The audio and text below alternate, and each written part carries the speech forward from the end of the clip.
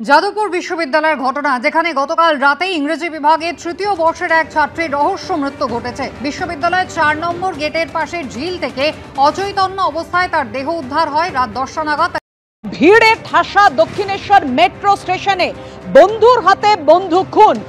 এক বন্ধুকে ছুরি দিয়ে আক্রমণ চালায় অন্য বন্ধু। খুব ভালো করে উৎসব কাটান। হ্যাঁ, দিদি অসামান্য এপাং জপাং সাহিত্য কীর্তির পরে শুনছি তিনি এখন ডিকশনারি লিখছেন।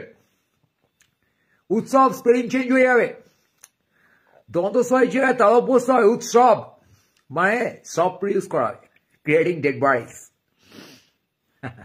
এখন তো বর্ণ পরিচয় নতুন করে দিতে হবে, সহজ পাঠ। হ্যাঁ, কয়েক কেলাকেলি চলছে দেখো, কয়েক খুনোখুনি করছে দুবাই, কয়েক গা পেঁয়াজি প্রশাসনের, ভয়ে ঘাবড়ে গেছি আমরা সবাই।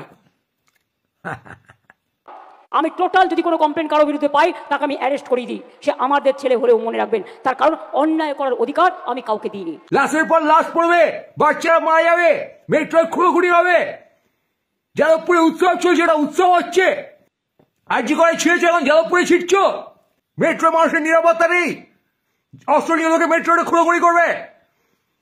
তাহলে মেটাল ডিরেক্টর লাগিয়েছো কেন? তোমাদের পদে গোয়ার জন্য, পদের শোভা বাড়ছে তোমাদের শহরে। বিন্দু মাত্র নিরাপত্তা কোথাও নেই।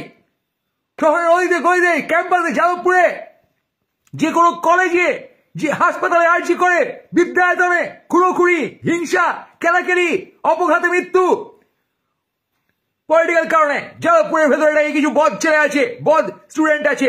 আরে বোকাচোদা, বদ স্টুডেন্ট ওখানে ঢুকলোই করে? রাজ্যের বাইরে নাকি রে বাড়া? বস স্টুডেন্ট আইডেন্টিফাই কর, কেস দে।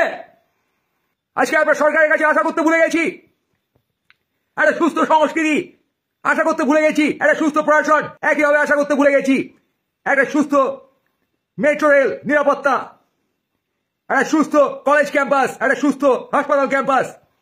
তার কারণ আমরা দেখতে পাচ্ছি যে তা নেই বন্ধুগণ, এবং আমরা সেটাকে মেনে নিয়েছি যে নেই, এটা থাকবে না, এবং তার সাথে অ্যাডজাস্ট করে আমরা বেঁচে আছি। সে মনাজ, সেই সরকারের থেকে, সেই প্রশাসনের থেকে তুমি কি আশা করবে? আমরা রাজ্যে বসে খুঁড়োখুড়ি করছি, যখন তখন লাশ ফেলার তাল, কেউ কাউকে বিশ্বাস করে না, সবাই সবার লাশ ফেলতে চায়।